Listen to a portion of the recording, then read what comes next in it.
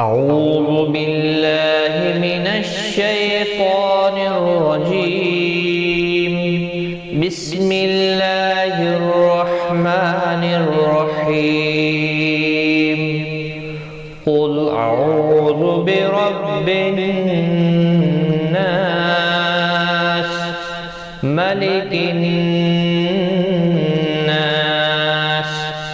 إله الناس،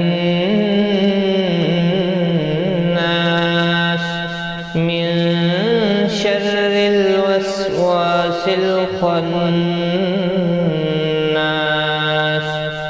الذي يوسوس في صدور الناس